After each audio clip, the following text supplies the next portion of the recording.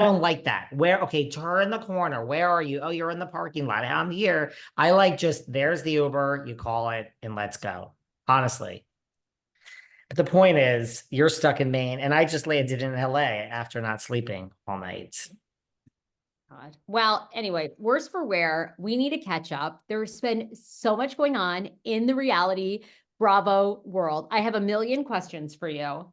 Where do you want to start? Well, I was good before all your questions. Well, okay, let's start with before your questions. What is going on? I can't help but focus on Miss Mellencamp. What is this nonsense that Teddi says she never wants to return and she shades Denise Richards? I'm not really up on this. I saw it, but I didn't really read it because I saw the words Teddi Mellencamp and I said, do I have to read this? Ms. Mellencamp. Ooh. Well, Teddi says she'll never be back on RHOBH because she is so self-deprecating. Do you believe this? She's so self-deprecating on camera that people don't get her sense of humor. And apparently being self-deprecating on the Housewives is not what they want. They want either the snarkiness, the receipts, but they don't want you being like, oh, I mean, whatever, how crazy I am or something. They don't want you referencing that you're like a nut job and you're this and that. They want you standing in your convictions, going after other people. And Teddi is just so self-aware and such a self-deprecator that she doesn't think she'll ever be back. Thoughts? Okay, well, first of all, I have two words for her. I mean, granted, this person is good at it all, but the two words I have are Bethany Frankel. I mean, Bethany's really, yes, she stands in her conviction. She's snarky. She's everything. She's all of the above, but she is self-deprecating. She is like, I mean, look at me. I mean, look at me. I mean, Jesus, I just rolled out of bed. Like she does self-deprecate herself and she's one of the classic housewives, most classic housewives of all time. So I think Bethany Frankel disproves Teddi's theory. Second of all, Teddi, you're not on the Housewives because despite your good friendship with Kyle and some decent friendships with other current cast members, you're just not Housewives material, girl. People say you were boring. That's what they say. I actually think that she's too, okay, I'm going to say this and it's not going to, I don't know that it will make sense, but I almost think that Teddi's too normal, which really she isn't normal because she is the daughter of a monster rock star, which most of us are not, obviously John Cougar Mellencamp. She grew up in Hollywood. She grew up very rich. She hangs out with all these very rich Beverly Hills people, but there's something about Teddi and the husband that are a little too grounded, normal. I truly feel as though she has hit her stride. I love her when she does some of the red carpet stuff. And I actually love her as a podcaster. I just do. I love her as commentary, giving her Listen, Teddi Mellencamp. It is fans really now. take it from someone that has a podcast on the top of the charts 5.5 years in.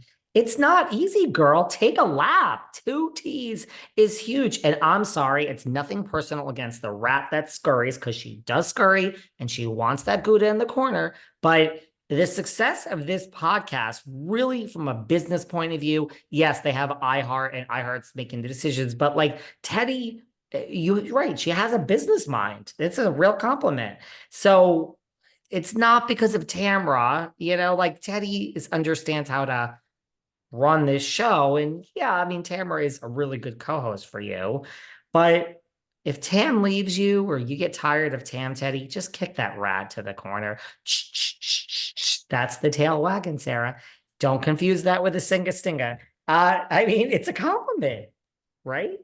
But no, Teddi, I don't think that's why. Yeah, I think you're not going to be back on Beverly Hills Housewives, sweetheart, because I don't think they're ever going to ask you. I'm sorry. No, I think they probably look at what she's done and are like, okay, she's completely found this is her lane. Like she's so good at it in the podcasting world. We talked about it. She was genius at BravoCon, giving these constant updates and interviews. And no, I agree. But she says self-deprecation, that people didn't get it and they really don't want a self-deprecator. But you just proved that wrong. So there you go.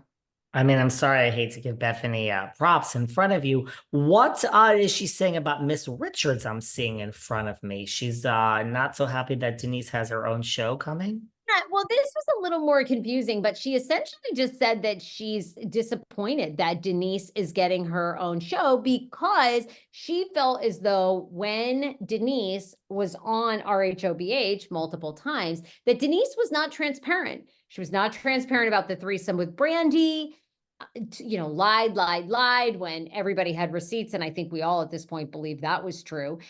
And then continues to kind of like really wouldn't get into why she didn't like Erica Jane, like really will not reveal the truth about herself or the situations that she's in.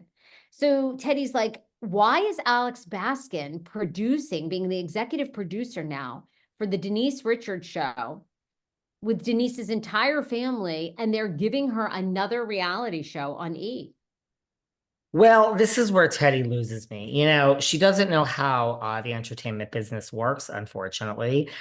First of all, let's just start with the fact that it is Denise fucking Richards. She is in a different category than Teddi. Sorry. She's in a different category than Dorit Kemsley. She's in a different category than, I mean, God help us, Emily Simpson.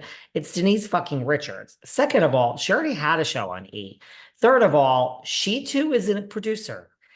Denise. And have you ever seen the show, the Kardashians, the Chrisleys? It's going to be like scripted. I mean, did we watch Todd and Julie stealing millions of dollars? Or did we watch Todd saying, I'm in Gucci and I want another sweater here, and where's my cashmere? Where's my cashmere, Nanny Faye? But I'm not gay. I just seem that way on TV. So it's going to be a scripted half-hour comedic Denise Richards and the Wild Things. First of all, never could there be a better title, making reference to her classic movie with Neve Campbell. But, it's going to be like Aaron and the Kardashians. Look, there's not one word, not one product placement on there, even that Lord Disick. I mean, I don't think Kris Jenner slipped up when that Lord Disick had that Manjaro in that refrigerator.